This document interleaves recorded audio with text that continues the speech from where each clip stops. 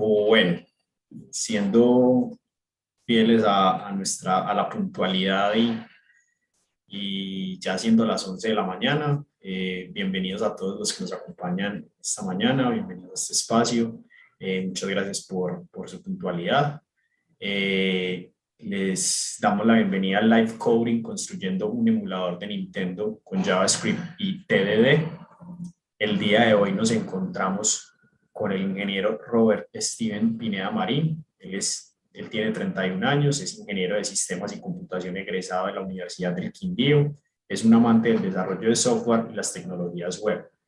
Le gusta conocer cómo funcionan las cosas desde sus partes más esenciales. Cuenta con experiencia en ingeniería inversa, análisis de malware y protecciones de software. Es un apasionado por aprender y marcar el ritmo de su carrera. Entonces, no siendo más, Robert, bienvenido. Muchas gracias por aceptar este espacio y te cedo la palabra y el público para que arranquemos con el live coding. Listo, muchas gracias Dani por la invitación, a todo el equipo que está pues detrás de este eventico. No me lo esperaba pues que fuera a tener como la difusión que se le hizo, pero pues bueno, a disfrutarlo. La verdad, yo quiero hacer ese disclaimer, yo acá vengo es a gozármela, quiero que sea un espacio pues en el que yo me sienta lo más cómodo posible. Entonces, la invitación es a esa, a que también ustedes se sientan cómodos, sean proactivos en cuanto a la charla que voy a estar dando y al espacio de Litecoin. Me gustaría que participen, que no me hagan sentir pues que estoy completamente solo de acá hablando solo. Entonces, esa como la invitación inicial, y muchas gracias pues a Pragma por abrirme este espacio, por permitirme pues que esto es un sueño, la verdad, que estoy cumpliendo. Entonces, porque desde hace mucho tiempo venía con estas ganas de estar difundiendo conocimiento, que es una de las cosas que me apasiona. Entonces voy a iniciar a compartir mi escritorio, la pantallita, para darle rienda suelta a lo que se viene. Listo, me avisan si están viendo. Sí, Robert, se ve Ahí se ya. ve. Listo, bueno. Listo, entonces, ¿qué es este espacio? En este espacio vamos a estar presentando un proyecto personal ambicioso que tengo. Se llama, pues, es un emulador.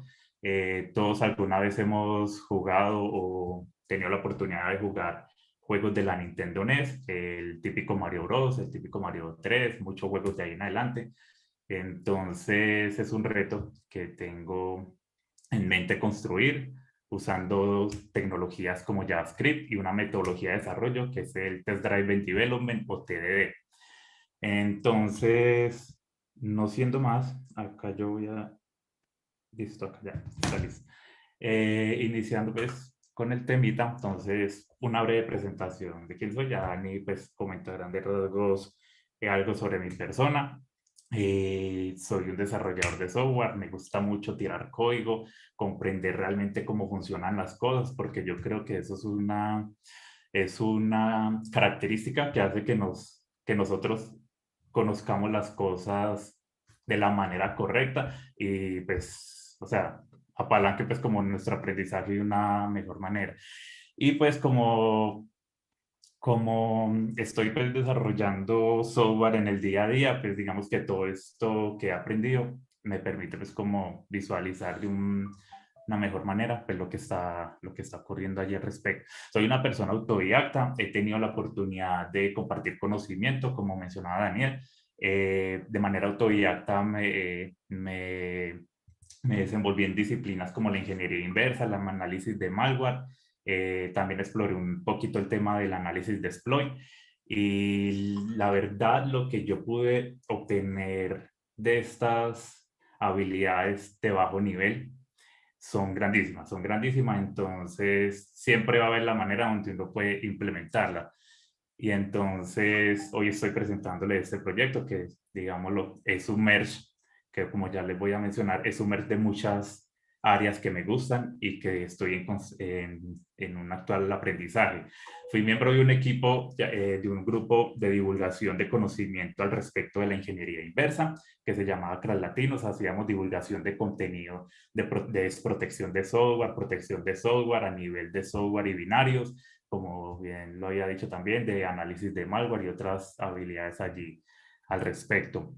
Eh, Soy una persona resiliente. ¿Y por qué estoy resaltando esto? Porque hace aproximadamente 5 años tuve un episodio, y bueno, a lo largo de mi vida he presentado episodios similares donde, específicamente el de hace 5 años fue un episodio donde perdí casi el 70% de mi capacidad visual.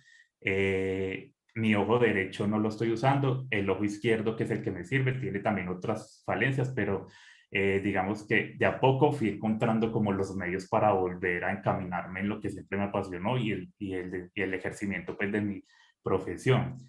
Entonces yo me considero una persona resiliente por el hecho de que cuando ocurrió este evento yo nunca me imaginaba que iba a volver a tirar una línea de código o siquiera pues a volver a usar una computadora, y paso a paso pues con los sueños que uno iba teniendo en mente iba encontrando como los medios y los caminos para ir consiguiendo las cosas que uno se propone. Y miren, a día de hoy estoy trabajando para una gran compañía como lo es Pragma. La verdad me siento muy contento, es una excelente compañía y la verdad el crecimiento que se obtiene en esta empresa es brutal. Muchos de los pragmáticos que están conectados pueden dar fe de eso. Entonces, no, contento, quiero disfrutarme este espacio y pues también mencionar pues el tema de mi problema visual, porque pues como verán, trato de usar siempre como colores contrastados o herramientas que me permitan pues como hacer uso pues de la máquina en general. ¿Por qué un emulador de la Nintendo NES? Listo, como lo había mencionado, yo quiero hacer con esto es un merge, como una fusión de gustos y habilidades que estoy o aprendiendo o que siempre me han gustado desde el momento inicial en el que conocí una computadora. Desde el día en que mi mamá me compró, bueno, nos compró porque tengo un hermano mellizo que yo sé que también está conectado por acá, un saludo. Desde el día en que me compraron una Nintendo de estas, o sea, me abrió la mente. Los jueguitos me abrió el pensamiento lógico para pasar niveles. Entonces eso es muy brutal y a día de hoy, con mi problema visual, digamos que este tipo de juegos retro son unos de los que más disfruto por su contraste de color, ya vamos a ver. Entonces, quiero hacer con esto un merge de aprendizajes. Tanto JavaScript, que es una de las tecnologías que actualmente estoy ejerciendo a nivel profesional en la compañía, es un lenguaje que le he cogido mucho cariño, y otras habilidades pues como lo del análisis de binarios, análisis de ingeniería inversa y pues el gustillo por estos videojuegos. Entonces están uniendo todos estos aprendizajes, todos estos gustos en un solo proyecto. Quiero que sea un reto personal, es un proyecto muy ambicioso porque un emulador no es, crear un emulador de un sistema de hardware no es cosa sencilla. Pero el aprendizaje y la dedicación pues que nosotros le metamos al cuento y a los proyectos que nos tengamos en mente, pues de a poco vamos a ir lográndolo. Porque también quiero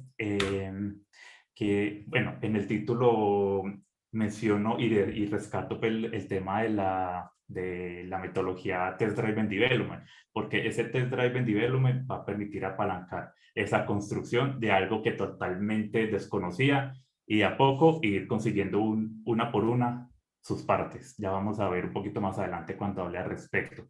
Entonces quiero empezar pues también a hablar un poquito de historia de la Nintendo NES. La Nintendo NES es una de las consolas más famosas de la historia de los videojuegos. Eh, Fue lanzada el 18 de octubre de 1985 en Estados Unidos. Aquí pues hay un aspecto interesante, y es que en ese momento la industria de los videojuegos pasaba por una crisis general, donde los distribuidores de videojuegos y vendedores de consolas y títulos no querían seguir vendiendo este tipo de elementos, porque en ese momento, debido a la crisis generada por compañías como Atari, que sacaban muchos títulos con promesas falsas, entonces se fue perdiendo el interés de las personas por este tema de los videojuegos. Entonces hubo una crisis en general, entonces Nintendo tuvo que hacer un rebranding de su marca para introducir la Nintendo en suelo americano. En suelo americano. Entonces el rebranding fue brutal, tanto así que pues ahí mencionó las copias que, o sea, el número de unidades vendidas a nivel mundial. Y sí, o sea, en general es una consola de videojuegos, solo que ellos en el rebranding que le hicieron no lo vendieron como una consola de videojuegos, sino como un centro de entretenimiento. Por eso el nombre traduce a Nintendo Entertainment System, para que no se dieran a entender que va a ser más de lo mismo, sino que otra cosa diferente. Es una consola de 8 bits, quiere decir pues que el rango de colores que nos va a permitir los videojuegos son, a nivel de colores son de 8 bits y a nivel de procesamiento son procesamiento de datos de 8 bits, como ya más adelante voy a ir explicando. Aquí podemos ver una pequeña diferenciación entre lo que es la versión estadounidense y la versión europea y japonesa que fue lanzada. Se nota a grandes rasgos el rebranding que se le hizo a esta consola, tanto en su aspecto físico como en el número de copias vendidas. Entonces, la Nintendo en Norteamérica, que se conoce como la NES, usa un procesador que se llama el Rico 2A03. Es un procesador basado en otro procesador que ya más adelante voy a mostrar, y la frecuencia de reloj, es decir, el temporizador pues, que permite ejecutar las instrucciones del procesador y del chip funciona a 1.79 MHz, a diferencia pues, de la otra versión que funciona a 1.66 MHz. Eso a grandes rasgos como la consola y el chip que va a usar y que vamos a pretender emular, ¿cierto? Les mencionaba que estos chips Rico 2A03 y 2A07 en su versión PAL son basados en un procesador muy famoso que es el 6502. El 6502 es un procesador que se usó en computadoras muy famosas como la Apple I, la Apple II, la Atari de 8 bits, la Commodore 64 que es súper famosísima.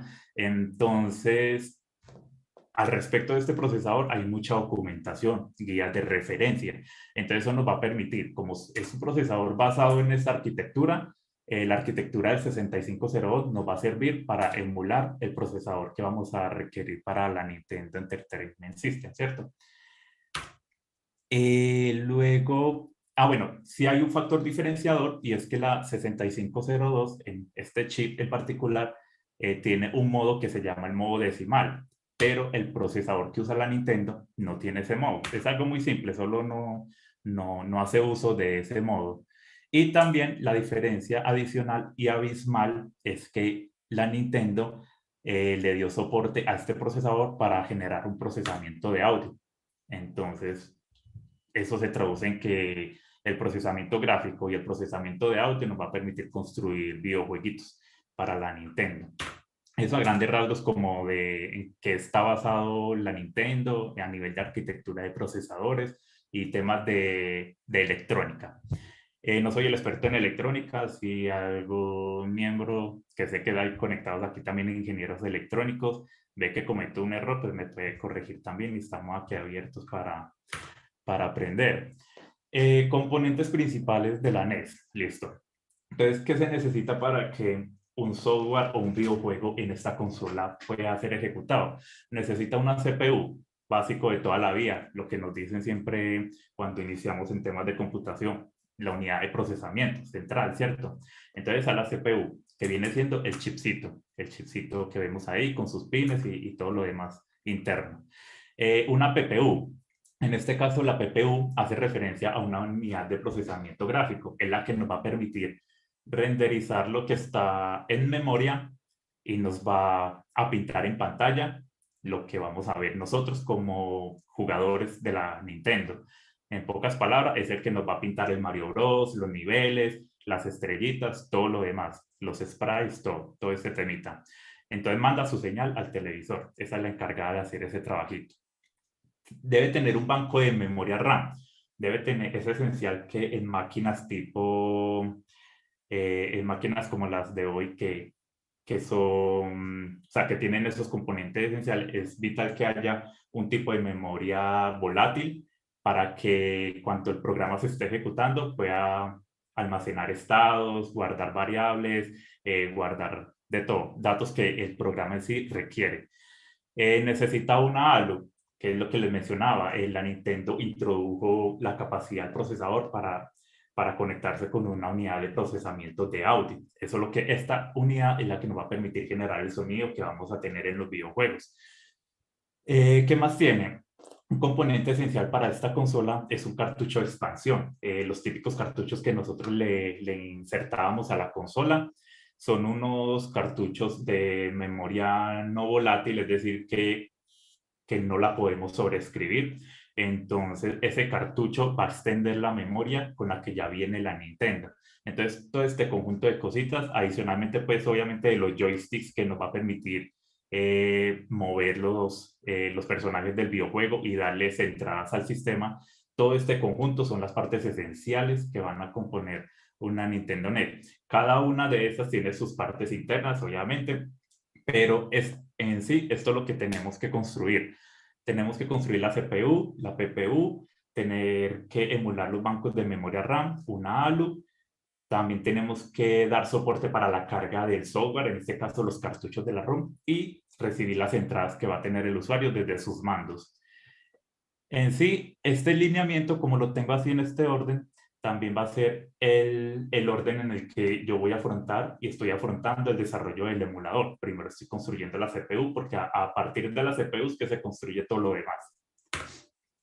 Esto es a grandes rasgos una imagen que nos representa pues como la arquitectura o el diseño de la arquitectura en un aspecto un poquito general de cómo funciona. Tenemos la unidad de procesamiento, tenemos la unidad de ROM, que acá vendrían siendo los cartuchos, una unidad MMC, que este módulo, o sea, como para no entrar en detalle, es un módulo que me permite extender la capacidad de la memoria de la Nintendo para que se puedan cargar juegos de mucho más tamaño. Eso ya lo vamos a ver más adelante, como a qué referencia hace. Tiene pues, los bancos de memoria RAM, que es de memoria volátil, y las entradas y las salidas. Todo esto, mire que la CPU va interconectada con cada una de estas partes.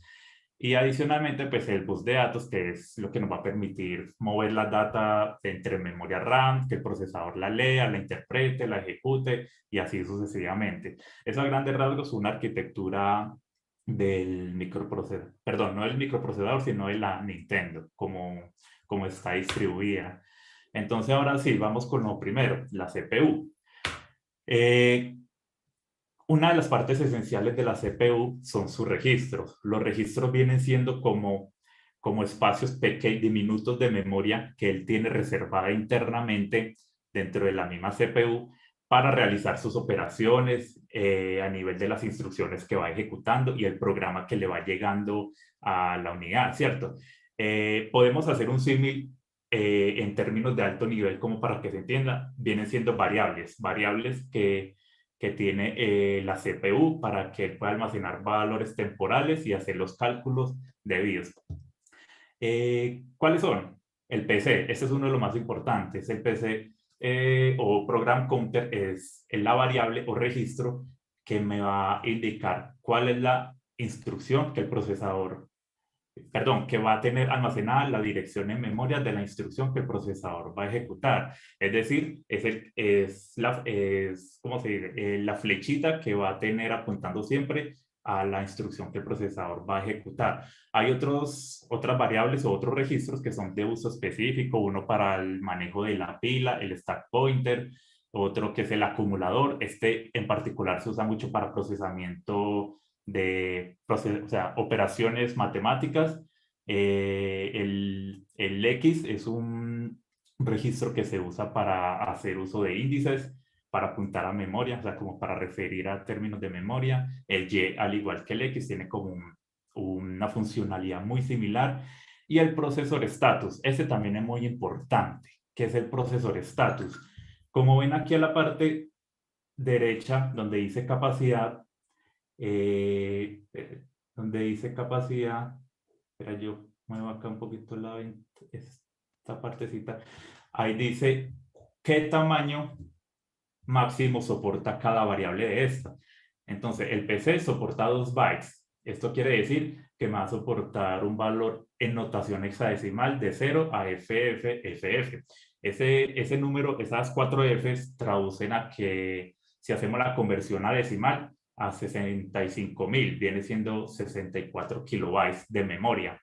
Entonces, esto ya nos dice que la Nintendo NES nos puede direccionar un banco de memoria de máximo 64 kilobytes, ni más ni menos. Vemos los otros registros que tienen de tamaño máximo un byte. Entonces, máximo solo se le puede asignar un valor entre 0 y FF, es decir, entre 0 y 255, ni más ni menos.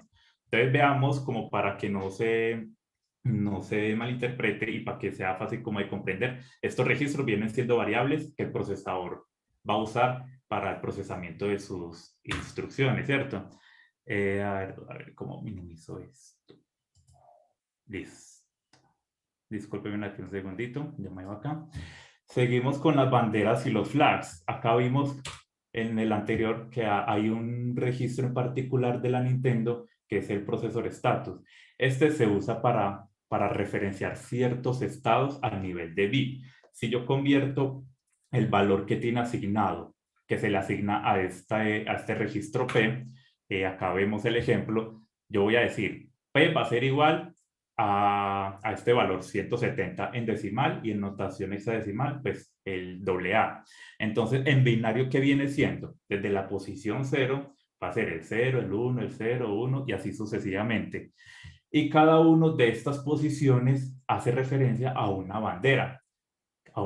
Pero ¿qué es una bandera? Una bandera nos indica como o sea, como ciertas acciones que el procesador realizó en sus instrucciones anteriores. Entonces, con esto, la instrucción que va a ser ejecutada actualmente en el procesador puede mirar qué operaciones realizó la instrucción anterior, simplemente consultando ciertas banderas. Entonces, estas banderas también tienen un uso específico. Por ejemplo, la bandera de acarreo es muy útil cuando se realiza una suma y, por ejemplo, el valor excede el máximo permitido. Es decir, si yo sumo 255, que es el valor máximo permitido para cálculos en esta arquitectura, yo le sumo un 3, me va a dar 258, pero ya se desbordó el valor máximo. Entonces, cuando hay acarreo, se me va a activar, cuando se realiza esta operación, esta bandera se me va a activar a un 1.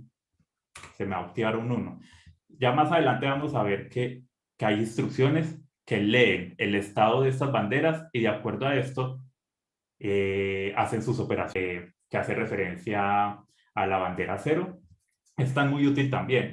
Con esta se permite, por ejemplo, crear condiciones o igualdades. Por ejemplo, si yo realizo una resta entre el número 1, 2 y 1, 2, esa resta me va a dar 0. O sea, 12 menos 12 da 0. Entonces, quiere decir que el resultado de la instrucción me dio 0. Entonces, me va a activar la bandera 0. Es para que la siguiente instrucción que va a ser ejecutada pueda saber si el resultado anterior fue 0 o no. Y ya hay otras de uso específico, pues que no vale la pena pues, en este momento mencionarlo, pero saber que existen y cada uno de estos bits correspondientes al valor que tiene almacenado el registro P tienen un uso particular. Si tienen comentarios al respecto, saben que me pueden estar preguntando. Recuerden que yo lo que busco en este espacio no es hablar como loro, sino que pues también yo sepa que va a ser un constante aprendizaje entre nosotros mismos. Bueno, por acá me perdí la diapositiva. ¿Qué sigue? Sigue el mapa de memoria. Como les venía diciendo, la Nintendo NES solo me va a direccionar 64 kilobytes de memoria. Eso se traduce en el valor 1 y 4 ceros. O sea, ese es el tope máximo. Entonces, desde el rango 0, desde el rango 0 hasta acá, todo esto va a ser la memoria. Pero entonces esta memoria está dividida por secciones, que es lo que se llama como el mapa de memoria que interpreta la Nintendo. Entonces, desde la dirección 00 hasta la dirección 2000, todos estos numeritos recuerden que son notación hexadecimal. para que no se vaya a confundir. Entonces, desde la dirección 00 hasta la dirección 2000 va a corresponder a al módulo de memoria volátil o la RAM.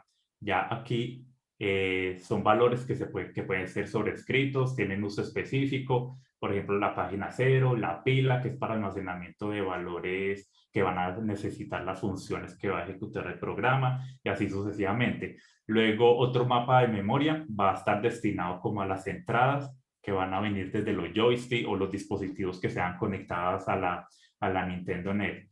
Hasta aquí viene siendo memoria volátil. Ya de aquí en adelante, de aquí para arriba, ya viene siendo lo que es la memoria no volátil. Es decir, cuando nosotros en la NES insertamos el cartucho, el primer bit que tiene ese cartucho va a estar a partir de esta dirección 4000. Perdón, sí, a partir de esta dirección 4020. Entonces, de ahí en adelante viene siendo el código del programa, el programa o juego que le vamos a cargar a la Nintendo NES. Ya hay pues diversas divisiones internas, pero pues no es el momento pues como de irlas a entrar en detalle. Ya vamos a ir viendo cómo poco a poco se puede ir interpretando de una mejor manera esto. Yo sé que puede ser un tema muy pesado de digerir, pero por eso también los invito a que hagan preguntas y no me Robert, dejen hablando aquí. Sí, sí, dígame. precisamente por acá tenemos una pregunta de Diego Sierra. ¿Por Sí, qué a dígame. los valores del mapa de memoria se les antepone el signo pesos? Ok, listo. Cuando se trabaja en lenguajes de bajo nivel, digamos que el lenguaje ensamblador, hay ciertas notaciones que se usan para referirse a valores. Una notación muy común es usar el signo peso. Entonces, el signo peso quiere decir que ese valor que estamos expresando ahí hace referencia a un valor hexadecimal. Es nada más una anotación y pues que se extiende su uso. Entonces ya vamos a ver más adelante que hay otro tipo de notaciones, por ejemplo, la notación que se usaría en un lenguaje tipo JavaScript para hacer referencia a valores hexadecimal, pero viene siendo nada más una notación para representar una base numérica, nada más. Perfecto, Robert, muchas gracias y muchas gracias a Diego por la pregunta. Invito también a todos los demás participantes que si tienen preguntas pueden abrir el micrófono o escribirlas por el chat y yo se las estaré comunicando a Robert. Dale, perfecto, así es. Un símil muy, muy común que podemos hacer del mapa de memoria con una abstracción de mucho más alto nivel para que la conozcamos todos sería una colección, un arreglo, un array, dependiendo del lenguaje que ustedes usan. Sería una colección que va desde 0 hasta 64.000, que viene siendo el valor hexadecimal. Entonces son 64.000 posiciones que nosotros podemos usar para almacenar datos, ¿cierto? Eso es el mapa de memoria, ni más ni menos. Solo que la Nintendo sí tiene automatizado, o sea, él reconoce que en ciertas secciones va a ir, él sabe que en ciertos rangos va a ir ciertas cosas, él sabe que va a ir en cada dirección específica. Entonces, él sabe que el código del programa, por ejemplo, si nosotros ponemos la ROM de la Nintendo NES, él sabe que la va a cargar a partir de acá y va a leer su código desde allí. Entonces, como para hacer ese símil, entiéndase como una colección. Anatomía de una instrucción. Listo. Acá estamos viendo un ejemplo de cómo sería una instrucción en el lenguaje ensamblador cuando los programadores en esa época construían los juegos de la Nintendo. Se usaban lenguajes ensambladores que compilaban pues como para esta arquitectura, o se usaba un lenguaje muy famoso que es el BASIC, que también permitía compilar para este tipo de arquitectura. Pero acá en este caso voy a hacer la anatomía de un lenguaje ensamblador, del lenguaje ensamblador que interpreta la Nintendo, porque es el que más cerca está, por decirlo así, al código máquina. Entonces acá tenemos una instrucción que es el ADC. Esta instrucción lo que hace es una suma con acarreo. Por ahora no vale la pena entrar en detalle, pero si vemos, está compuesta de dos partes. Uno, la instrucción, y dos, el operando o valor con el cual la instrucción va a hacer cálculos, ¿cierto? Eso ya lo define la arquitectura del procesador, qué cálculos va a hacer con este valor y cómo este valor pues, va a ser interpretado, ¿cierto? Entonces, ¿qué es cada partecita? La primera parte se conoce como un opcode. Ya cuando lo vemos a términos numéricos o a código máquina, este ADC se traduce en un 69 en notación hexadecimal. Mire que acá la pregunta que hicieron ahorita del símbolo peso es una notación que se usa cuando se está programando. Acá estoy usando una notación que también es muy famosa para hacer referencia a números hexadecimales y es el 0x y el número en hexadecimal. Entonces, este primer valorcito corresponde al código de operación o al código de la instrucción. Este código, cuando el procesador lo lee, él sabe ya, de acuerdo a la construcción interna a nivel electrónico de su circuito, de toda la arquitectura, él va a saber, él sabe que ese 69 corresponde a una suma con acarreo. Entonces, listo, es una suma con acarreo. ¿Qué vamos a sumar? Entonces, él ya pasa, el procesador en su ciclo de reloj ya pasa y obtiene el valor siguiente. Listo, es un 56. Entonces vamos a hacer una suma de acarreo con el valor 56. Entonces, así como en términos generales, como un procesador va interpretando las instrucciones y va realizando sus cálculos. Vamos a ver que también la CPU hace unos cambios de estado para que se considere como un programa y pues ya darle rienda suelta a lo que se le ocurra al programador, como todo en esta industria. Adicionalmente, hay unos modos de direccionamiento. Si volvemos acá a la instrucción anterior, los modos de direccionamiento vienen dados es por el código de operación. Por ejemplo, en este caso de la suma con acarreo, hay como 7 variantes de la suma con acarreo. ¿Por qué 7 variantes, más o menos? Es que no conozco el número exacto de cuántas variantes hay, pero creo que son como 7. Porque el código de operación puede indicarme, por ejemplo, si el C69 es una suma con acarreo, pero con un modo de direccionamiento específico. Si es el 72, por decir un ejemplo, puede corresponder también a una suma con acarreo, pero este valor de aquí lo va a tomar de otra manera. Esto no lo provee, me salí.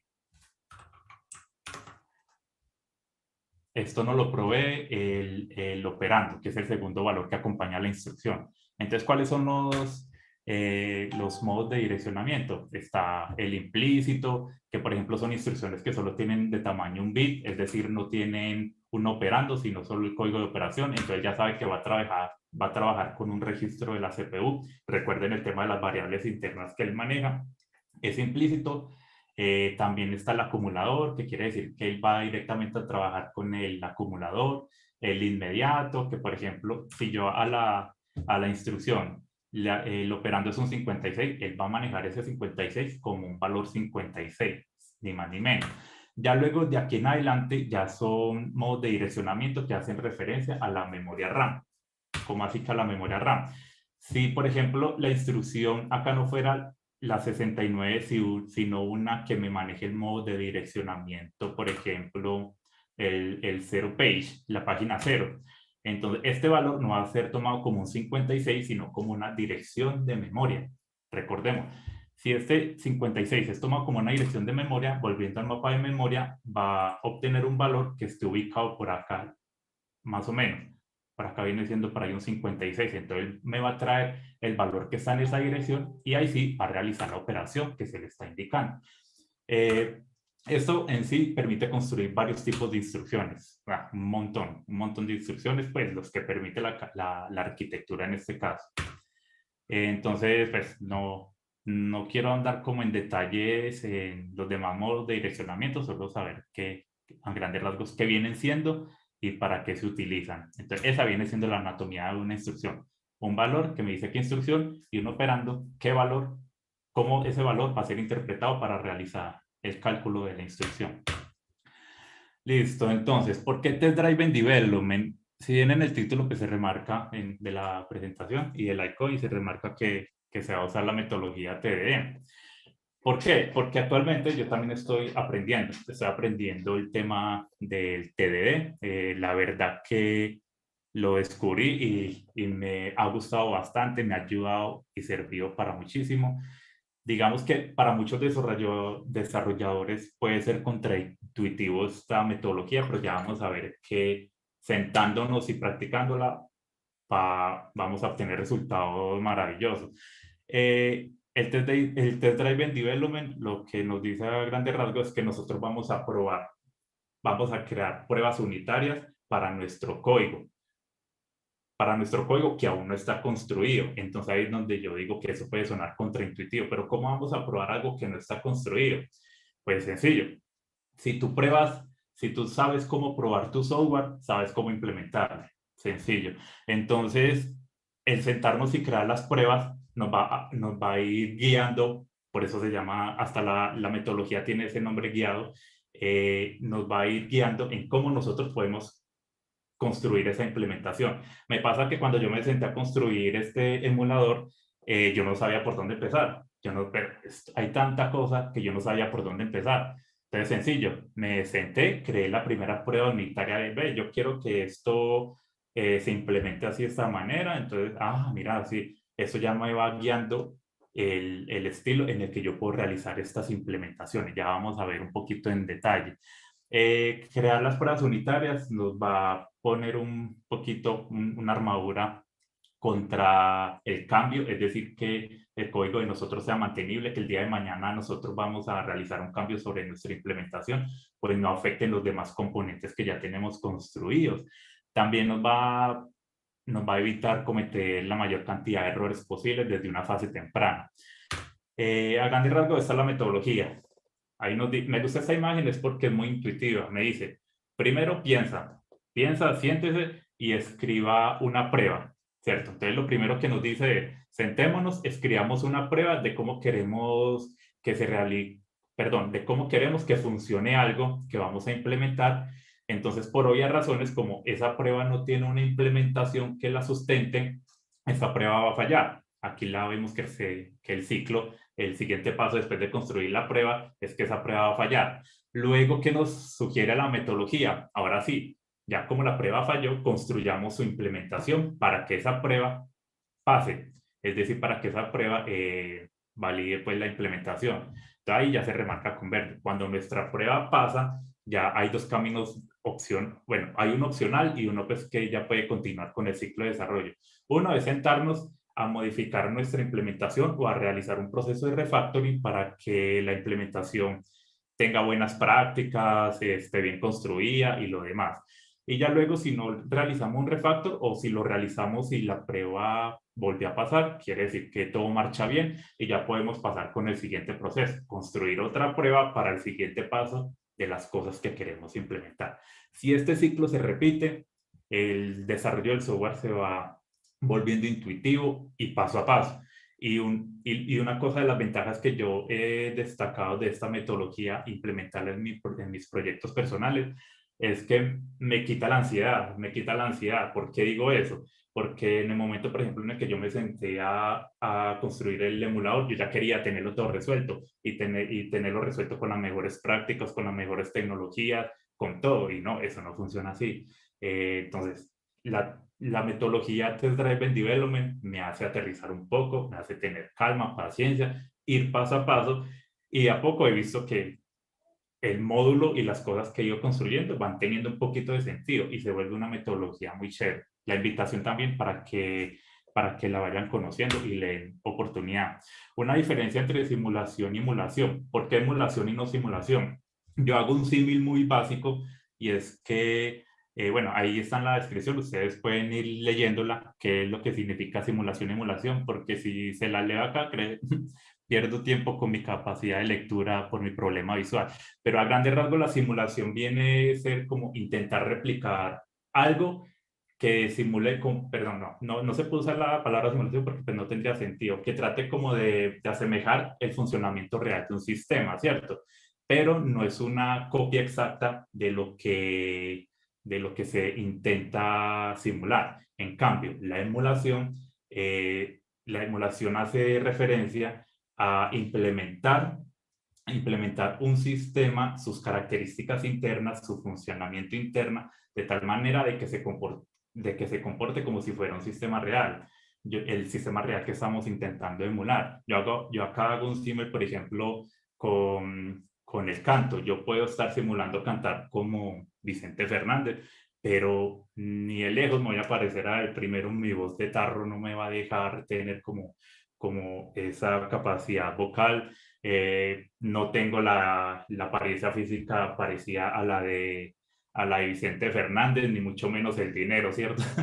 Entonces la emulación, por ejemplo, ustedes han visto los realities que tratan de emular artistas. Ustedes ven que los que se consideran émulos son artistas que primero se parecen mucho a la persona que están tratando de emular, se visten como ellos, tienen una voz similar a la de ellos y actúan casi que como ellos. Entonces está la diferencia entre una simulación y una emulación. Entonces nosotros vamos a realizar una emulación. Vamos a tratar de implementar los componentes y el comportamiento como lo hace una Nintendo NES a nivel de hardware. Entonces, esa es como la diferenciación. Precisión de la emulación. Listo, va a llegar un punto adelante en el que nosotros vayamos construyendo nuestro emulador y queramos saber si nuestra emulación es precisa. ¿Sí? Entonces, para eso hay varias alternativas. Este es un repositorio muy genial, perdón, que encontré y nos provee ciertas ROMs o cartuchos, pues, programas para la Nintendo que nos van a probar todas las características que componen la Nintendo, desde el tema del ciclo de reloj, el cálculo de las operaciones, las banderas, todo. Entonces podemos usar cuando lleguemos a ese punto, podemos cargar estas ROMs para ver si nuestro emulador está bien o le falta algo por ajustar. ¿Qué si no es este espacio? En este espacio yo no tengo la última palabra, todavía estoy en un constante aprendizaje. Antes de iniciar con este proyecto, tuve 2 meses como de leer documentación, documentos de referencia técnica de la Nintendo, del procesador y en general.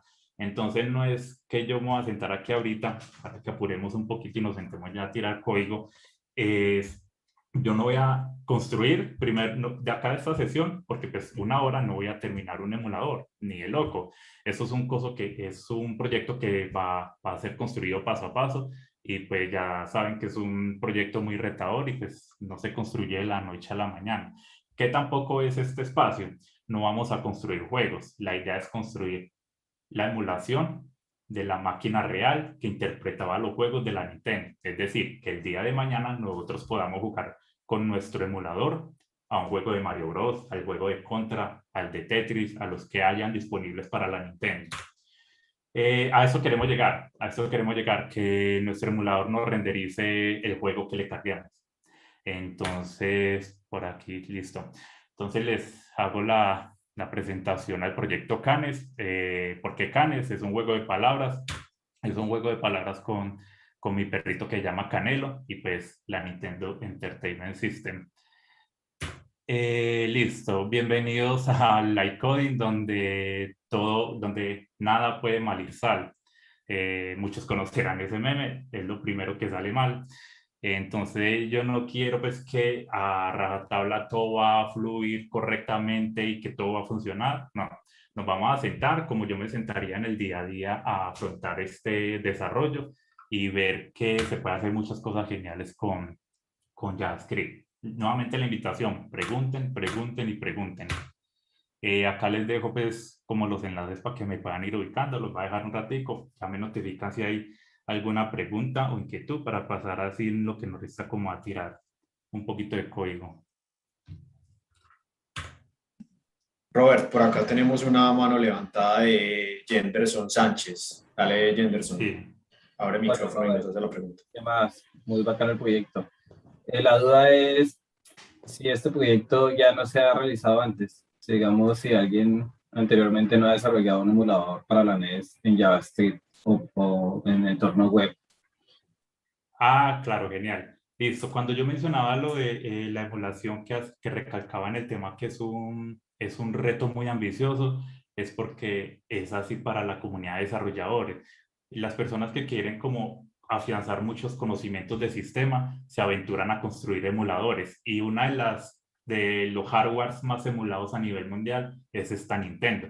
Entonces hay emuladores construidos en todo tipo de lenguaje, tecnología. Entonces son retos que los desarrolladores se hacen para entender cómo funciona un sistema en términos de bajo nivel y construirlos pues con un lenguaje de mucho más alto nivel. Hay emuladores construidos en lenguaje C, C++, Java,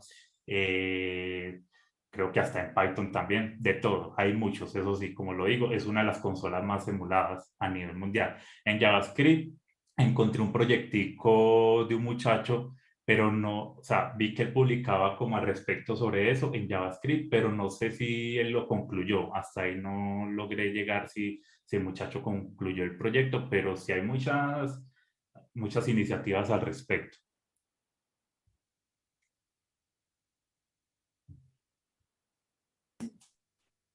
Perfecto, Robert. Muchas gracias ahí por tu respuesta. Entonces, por el momento no tenemos más preguntas. Entonces, adelante.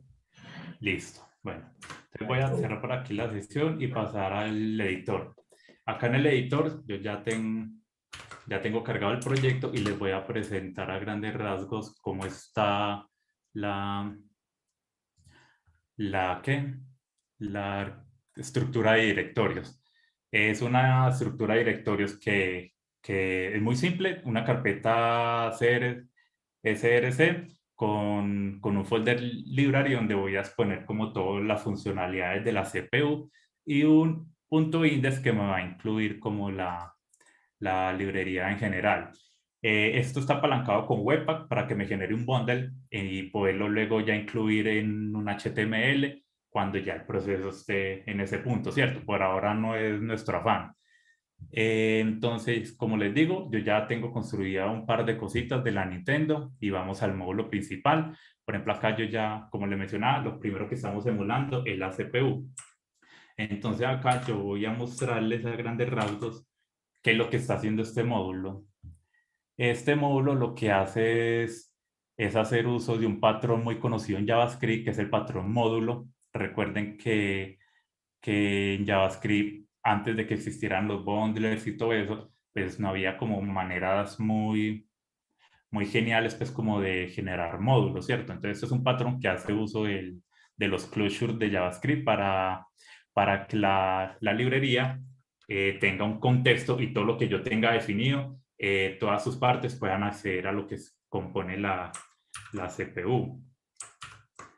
Entonces, es una función que al ser ejecutada, acá vemos, una función que al ser ejecutada me va a retornar un objeto donde yo voy a exportar las funcionalidades que quiera. Entonces, si vamos parte por parte y recordando pues lo que vimos en la diapositiva, vemos que hay un banco de memoria. Un banco de memoria y recuerden que les dije que hiciéramos el símil como con una colección de datos, con una colección de datos, ¿cierto? Entonces, mire que acá yo defino una colección de tamaño, en notación hexadecimal, de tamaño 64 kilobytes y lo lleno con 0. Entonces aquí ya tengo el componente de memoria RAM para hacer el mapeo de memoria que ya vimos ¿qué? En la presentación. Adicionalmente, tiene el banco de registros. Recuerden que son variables. Entonces, aquí está el PC Counter, el registro de stack, el acumulador y los demás. Si ven, acá yo le asigno un valor inicial. Por ejemplo, en la presentación vimos que el PC Counter era el único que soportaba como máximo un tamaño de 2 bits. Entonces yo aquí lo hago saber definiéndole el tamaño inicial. Entonces por eso le agrego 4 ceros. El stack pointer con un valor inicial de FF, eso es lo que recomiendan que cuando la Nintendo NES inicia, el stack pointer ese es el valor inicial que va a tener y los demás pueden ser iniciados en 0. Listo, entonces vamos, acá están pues también la implementación de los modos de direccionamiento. Creo que pues para no hacerlo más largo, vamos a irlos detallando de acuerdo a lo que vayamos implementando. Entonces quiero pasar y presentarles el proceso de cómo yo encaro estas soluciones. Ya les muestro aquí. Aquí voy a abrir una terminal.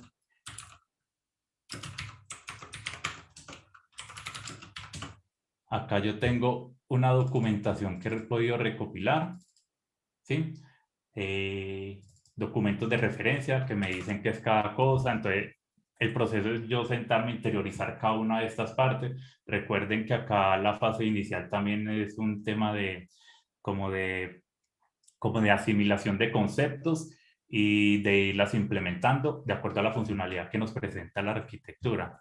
Entonces, ¿qué vamos a construir ahorita? Pasemos ya al grano y vamos a, ya como tengo el tema de la memoria, el tema de los registros y los direccionamientos, que sigue, las instrucciones. Entonces vamos a escribir código para que el procesador nos vaya interpretando las instrucciones. Entonces vamos a empezar por esta instrucción. Vamos a emular la instrucción AND, que es un AND lógico o un ni lógico en español. Entonces yo me siento y leo la documentación. Él me dice, es una instrucción AND lógica, es operar cada uno de los bits de los dos valores, de los dos valores que se va a realizar el cálculo uno por uno y realizar la operación y o AND entre cada uno de estos valores. Y el valor va a ser almacenado entre el acumulador. Esta es una instrucción que maneja el modo de direccionamiento implícito, es decir, va a ser un cálculo, si yo me encuentro con una instrucción AND, quiere decir que va a ser la operación lógica AND entre lo que hay en el registro acumulador, entre el registro acumulador, lo que hay acá, y el operando. Si recuerdan en la diapositiva de la anatomía, el segundo valor. Realiza la operación de bit lógico, de AND lógico, y nos la almacena en el valor. Entonces vamos a darle caña. Y adicionalmente, recuerden que cuando una instrucción es ejecutada, hay ciertas banderas que él configura de acuerdo al resultado. Si el resultado de esa operación nos da 0, pues vamos a activar el flag A, ¿cierto? ¿Y cuál otro más activa?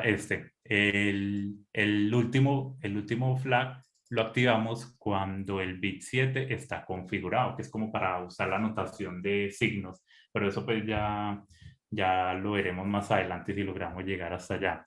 Entonces, lo que le mencionaba, una instrucción AND puede tener varias variantes disponibles. Eso nos los da los modos de direccionamiento que la arquitectura nos dice que esa instrucción soporta. Entonces, en este caso, soporta estas 2, 4, 6, 8.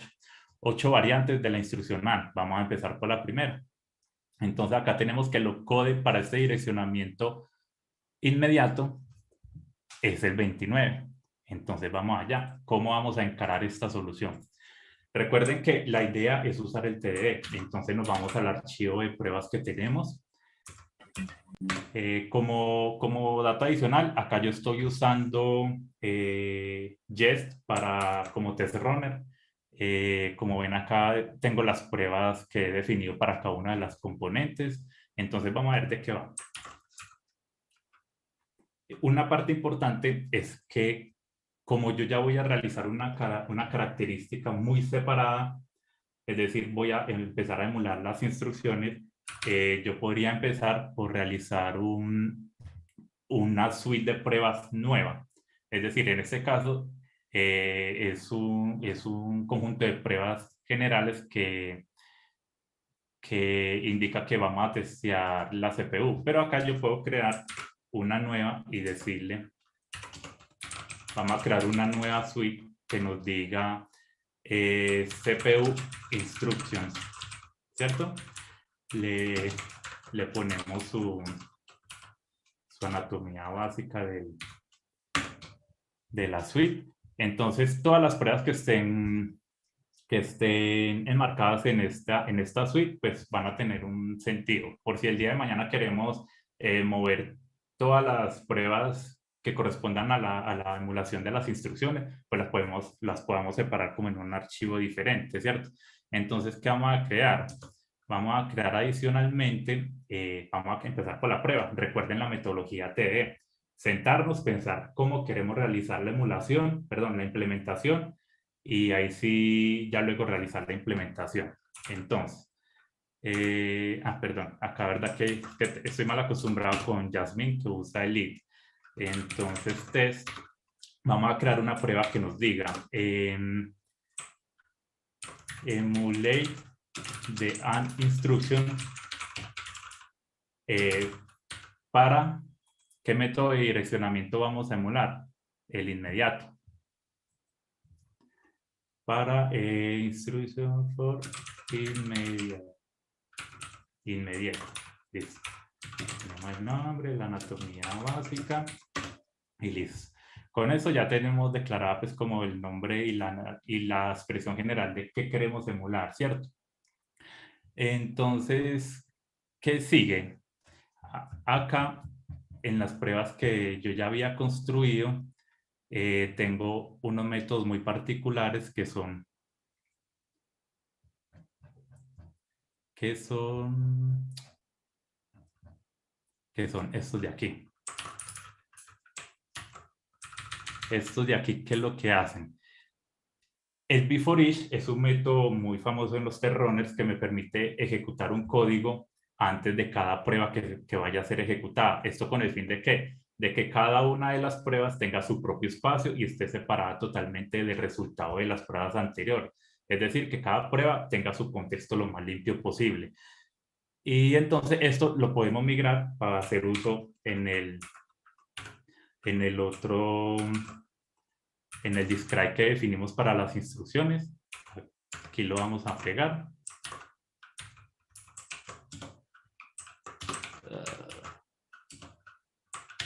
Ay, espera que esto acá me está. Listo. Entonces, ¿qué es lo que hace las instrucciones? Declaramos la variable CPU, que nos va a hacer referencia al módulo CPU que estamos exportando. Y antes de ejecutar cada prueba, vamos a iniciar la CPU para que lo que haya en memoria después de haber ejecutado una prueba anterior no nos afecte el estado de la prueba que vamos a construir. Eso es con ese fin. Venga, que acá me traje una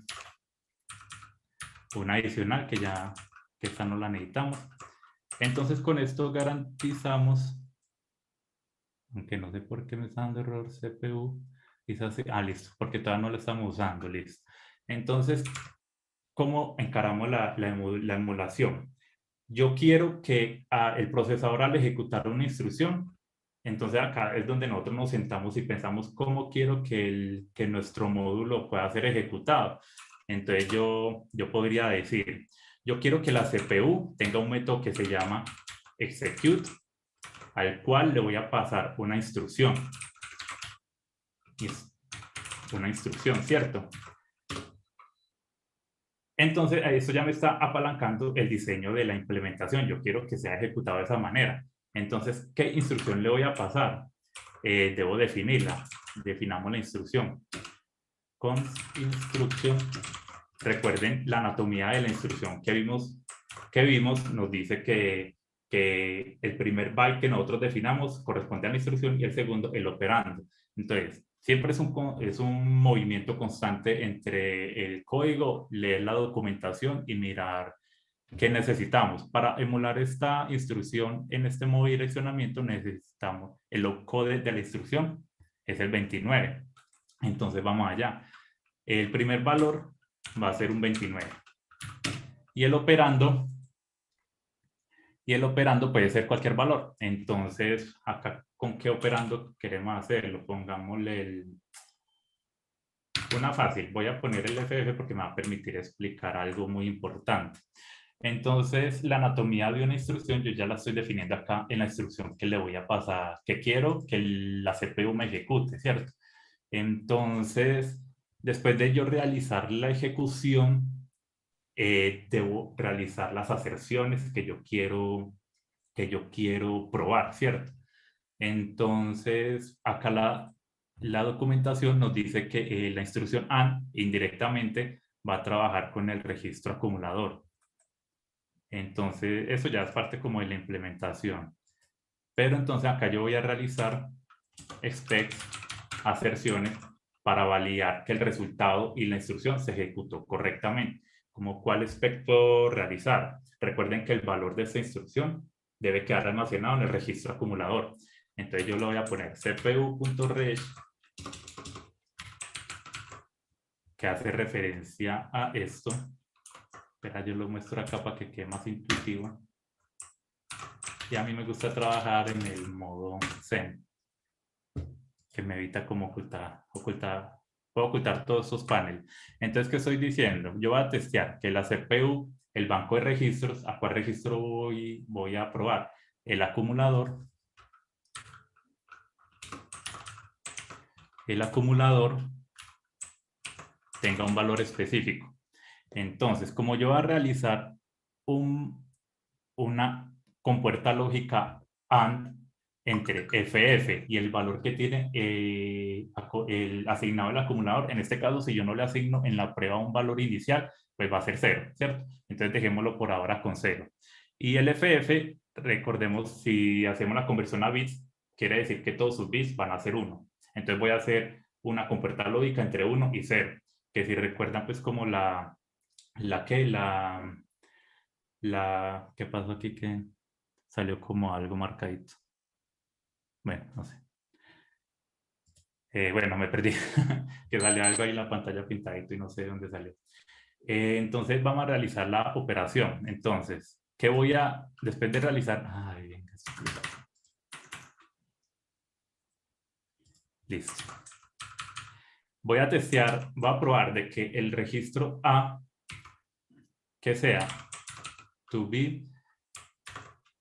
Si recuerdan, en el colegio o en la universidad cuando nos enseñaron las puertas lógicas, quiere decir que cuando nosotros realizamos una compuerta lógica entre 1 y 0, ¿cuál es el valor resultado? 1 y 0 da 0. O sea, esa es como la anatomía de una compuerta lógica AND. Acá yo en la diapositiva, ay, ¿qué se me hizo? Acá en la diapositiva yo tengo un apéndice que nos deja ver un poquito mejor eso. Ay, muchachos. ¿Qué le pasó a esto?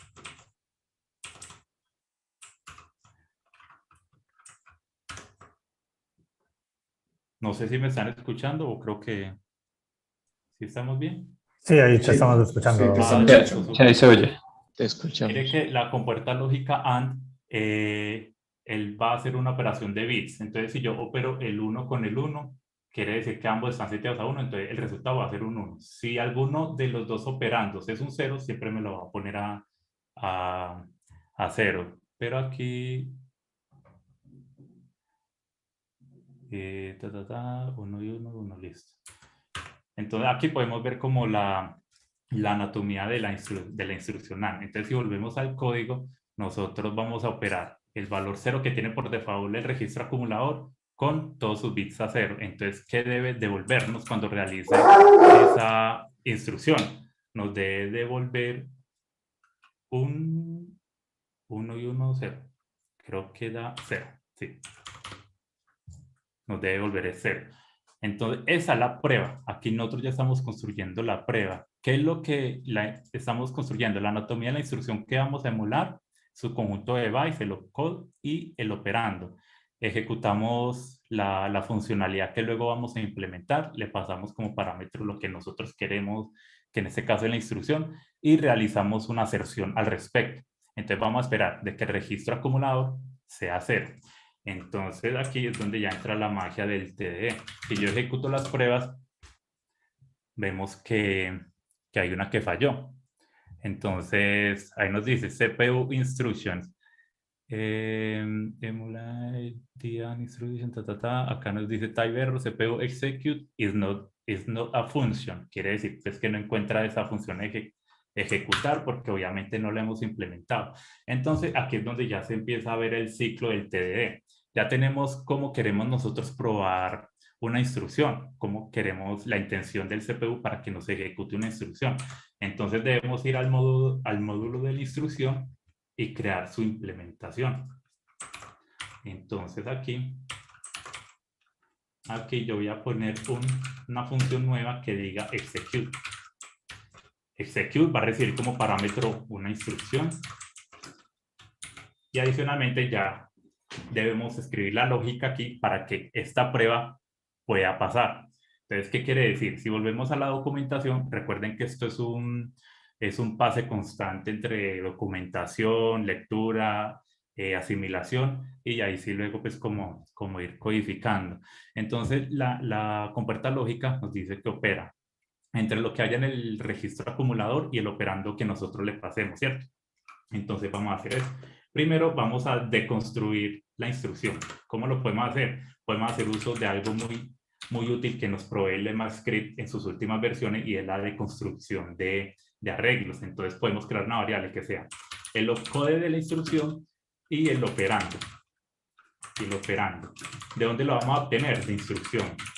Recuerden que acá la prueba, mire que nosotros estamos pasando dos valores para la anatomía de esa instrucción en particular que estamos emulando.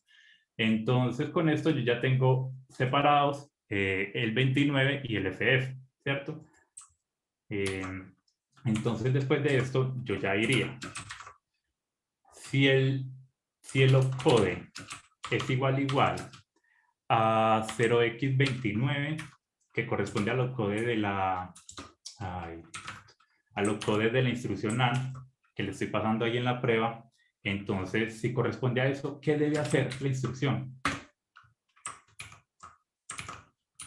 ¿Qué debe hacer la instrucción? Ya debe realizar su operación. Recuerden, en la documentación nos dice que él va a operar con lo que haya en el registro acumulador. Entonces acá ponemos registro acumulador es igual a lo que hay en el registro acumulador, la operación de bits en JavaScript AND se representa con este símbolo, con este simbolito. Entonces ahí ya la podemos realizar.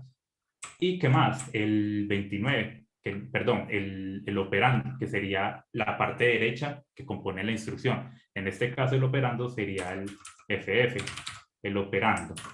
Entonces ese valor va a ser acumulado ahí. Eso también lo podemos reescribir de esta manera.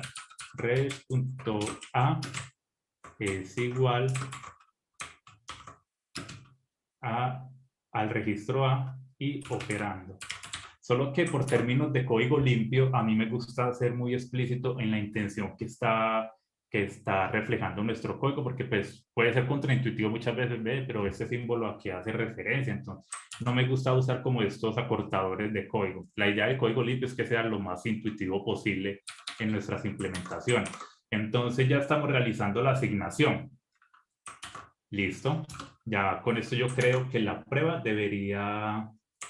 Ay, aquí me perdonan que a veces cometo errores de este tipo tipiados, pero es más como por un tema visual por el tema visual que le mencioné, que no logro ver que estoy como escribiendo a veces erróneamente. Listo. Entonces, mire, acá ya realizamos una implementación básica de la función en cómo nos los planteó la prueba, ¿cierto? La prueba nos reflejó la intencionalidad en cómo nosotros queremos que esté construida y cómo queremos que funcione el procesador. Listo. Fuimos acá a la CPU y construimos su implementación. Ahora, guardo en ambos casos, pero yo miro que no haya un error así como de tipado. Bueno, se me escapaba. Adicionalmente, en el módulo, recordemos el patrón módulo que estamos implementando, debemos exportar esa funcionalidad para que la CPU la pueda usar. Entonces, aquí lo que voy a hacer es importarla por aquí, execute. Verdad. Ay, Dios. Necesito es que me ayuden a identificar estos errores que los nervios a veces uno se le van. Acá yo estaba definiendo la anatomía de la instrucción erróneamente, entonces son cositas que se le pasan a uno, más por los nervios que por otra cosa. Entonces ya definimos la implementación y entonces con esto estamos consiguiendo TDD. Ahora, ¿qué es lo que pasa? ¿Qué es lo que falta? Corramos la prueba. Corramos la prueba a ver si nos funciona. ¿Sí ven? Ahí ya nos dice que todas las pruebas pasaron. Entonces, mire que la metodología TDD nos permite apalancar desde una fase cero cómo podemos nosotros realizar una implementación de algo. Entonces, mire que acá ya hicimos un check en una instrucción del procesador de la Nintendo. ¿Cuántas nos faltan? Nos faltan estas, nos faltan muchas. Entonces, yo quería mostrarle esa intención de que por más que sea un tema desconocido, si uno se sienta, si uno o sea, lo conceptualiza, lo interioriza, pues ya darle rienda suelta como a la creatividad, usarla en proyectos retadores y a poco ir construyendo. Entonces, esta misma lógica la vamos a ir repitiendo. ¿Qué sería el paso siguiente? Por ejemplo, para la compuerta que estamos emulando, que en este caso es la AND, sería implementar el segundo método, la segunda variante, que sería esta. Entonces ahí ya entraríamos a crear una prueba nueva para ese caso particular y realizar el ajuste para que nuestra prueba se mantenga consistente y no afecte también lo que ya construimos anteriormente. No sé si ahí tienen preguntas o inquietudes. Robert, Dígame. cuando llega a la función, esta función execute, esa instrucción, entonces esa instrucción es, ¿qué contiene esa variable? ¿Contiene un arreglo, un bool? Sí, listo, mira. Recuerde que nosotros eso lo definimos desde la prueba. Recuerde que la anatomía y la implementación que vamos a tener, nosotros la estamos anteponiendo desde la fase de la prueba. Entonces, mire que acá en la prueba yo estoy generando una instrucción que es un arreglo de dos valores en notación hexadecimal, el 29 y el FF. Y esa instrucción como tal se le está pasando como argumento al método execute que voy a implementar. Entonces, sí, es para responder a tu pregunta, sí es una colección. Sí es una colección que acá luego estoy deconstruyendo. Acá, como para que de pronto los que no tienen interiorizado de pronto la deconstrucción de arreglos viene siendo algo como esto. Definir code es igual a instruction y el índice 0. Y el otro con operand es igual a instruction y el índice 1. Viene siendo eso, pero mire que las ventajas de las nuevas implementaciones del ECMAScript en JavaScript me permite hacer cosas supremamente sencillas y un poco intuitivas y evitando escribir más líneas de código. Y mire que acá en esta versión me toca implementarle el índice de dónde es cada cosa. Entonces él automáticamente me hace eso, estas dos líneas de acá. Y cuando haces la operación AND entre esos dos valores, en rec.a, ¿qué obtiene? O sea, ¿obtiene algo también en hexadecimal? ¿Obtiene un 1, un 0, un Ok, true, un sí. false? Recuerde que cuando yo hago referencia a REST es el módulo de registros, el banco de registros que tiene el procesador. Acá yo los tengo definidos y es el registro acumulador. En este caso, el valor inicial es un 0, es un número.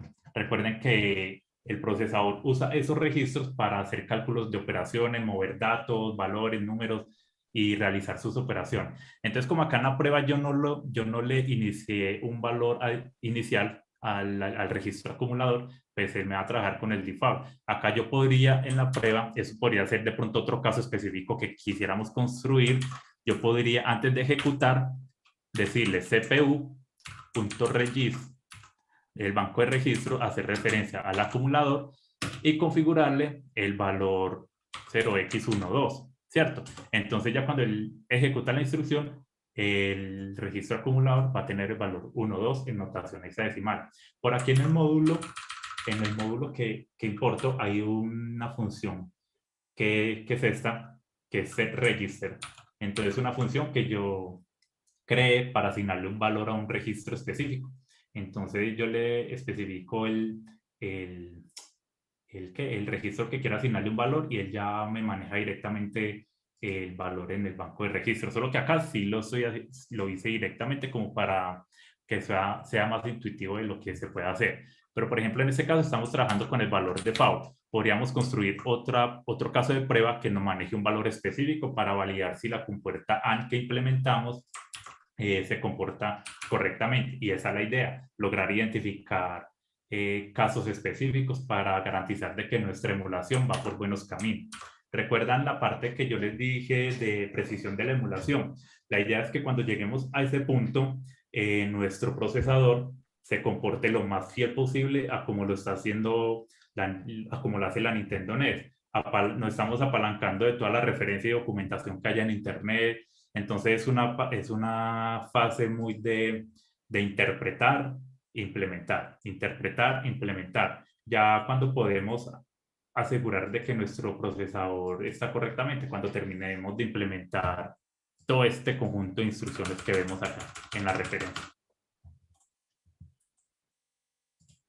No sé si ahí respondí tu pregunta. Sí, muchas gracias, Robert.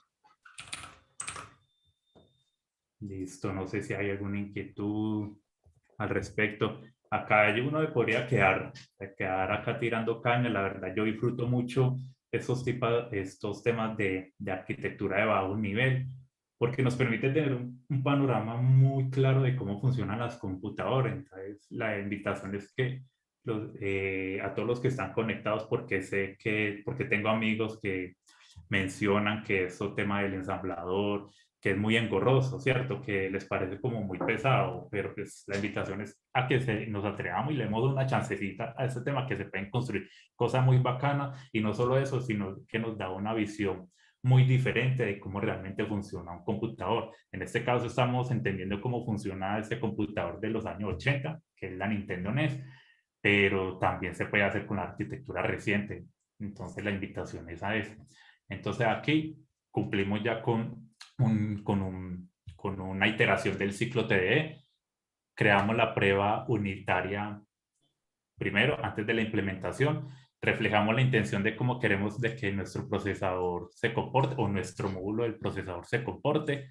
Realizamos una aserción, y ahí sí, luego cuando la prueba falló, nos fuimos a la implementación y tiramos código para que la prueba pase.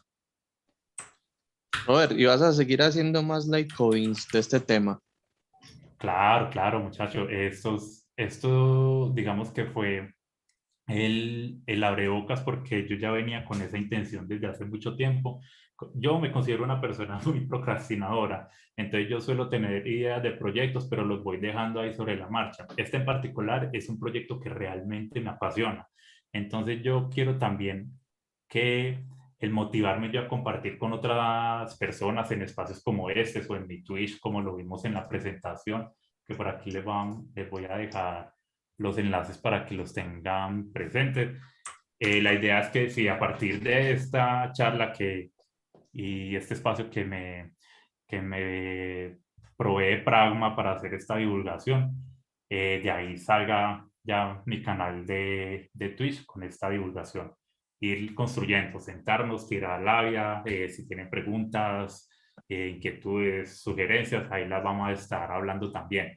La idea es ir construyendo todas las instrucciones que van faltando.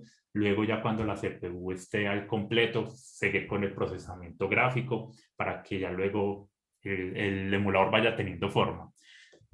Entonces la invitación es a que se suscriban también si quieren estar atentos. Creo que en este momento, si voy a validar, yo también inicié la transmisión en mi Twitch, entonces está en paralelo. Ya no siendo más, pues si tienen alguna pregunta, inquietud, me la hacen saber por aquí o por interno. Ya me dirán los muchachos a ver qué más sigue. Entonces este era como una abreboca que quería mostrarles, presentarles el proyecto. Y sí, la invitación mía también es que nosotros como desarrolladores tengamos proyectos así, proyectos que no sean como los típicos to-do que nosotros encontramos, sino que nos retemos a nosotros mismos para aprender nuevas cosas.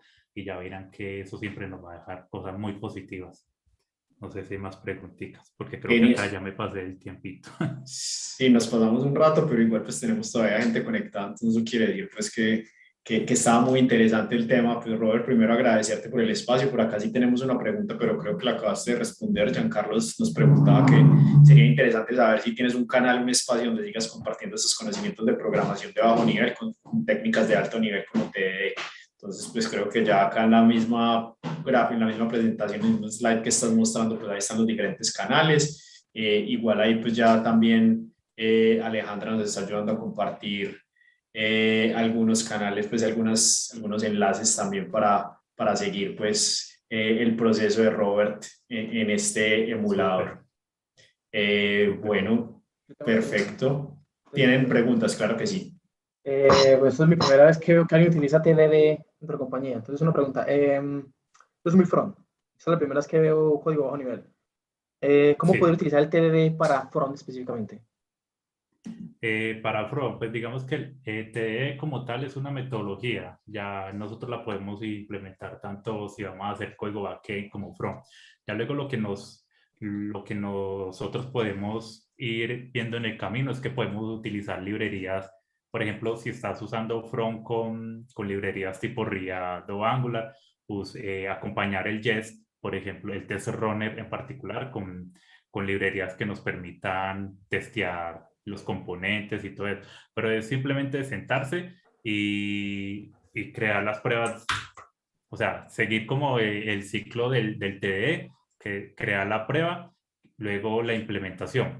Pero entonces, por ejemplo, en el TDE tener en cuenta que la idea es que nosotros estamos creando solo pruebas unitarias. La idea de las pruebas unitarias es que nosotros solo vamos a testear componentes o unidades específicas. Nosotros no vamos a testear ni integraciones ni comportamientos gráficos que va a tener la implementación o comportamientos del usuario, eventos, peticiones. Entonces el TE va orientado es como al tema de pruebas unitarias. Entonces hacer como esa diferenciación de que una prueba unitaria es solo probar unidades funcionales. En este caso, por ejemplo, una unidad funcional puede ser esta función que acabamos de construir o puede ser un módulo que contiene ciertas funcionalidades, pero pues hacer como esa diferenciación. Entiendo. Perfecto, Robert. Esa pregunta muy buena. La de Cypress. Sí, sí, acá también pues tenemos un comentario en el chat de Carlos Torres que dice Cypress te sirve para las pruebas de integración.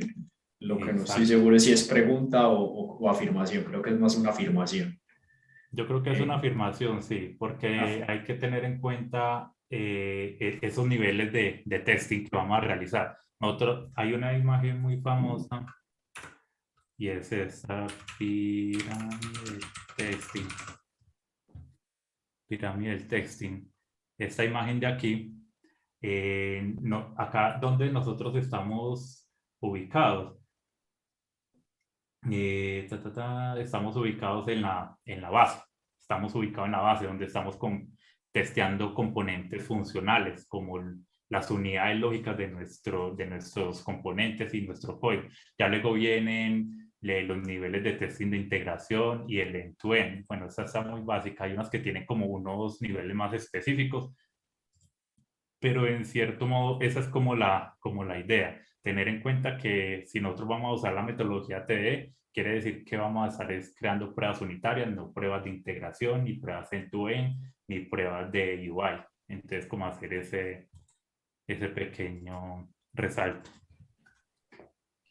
Bueno, no, Robert, agradecerte por el espacio, la verdad, una información muy valiosa, una dinámica chévere que pues no habíamos manejado en este mismo formato anteriormente y creo que va a ser un formato interesante para seguirlo haciendo y esperamos seguir contando contigo pues más adelante para otro espacio e ir desarrollando el proyecto que está muy interesante.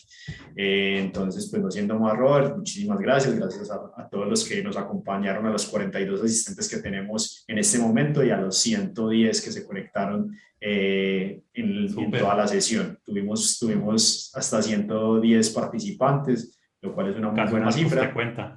Así es. Entonces, pues la verdad, no, muy chévere. Felicitaciones, Robert, y muchas gracias a todos los asistentes y esperamos contar con ustedes en una próxima ocasión. Que estén muy bien y feliz tarde. La verdad que muchas gracias por el espacio y hacer la cunita pues también a los muchachos de los fronteños y el equipo de embajadores de Frontend de Prama. Un saludo para ellos también. Perfecto. Listo. Bueno, muchas gracias. Que estén muy bien. Feliz tarde.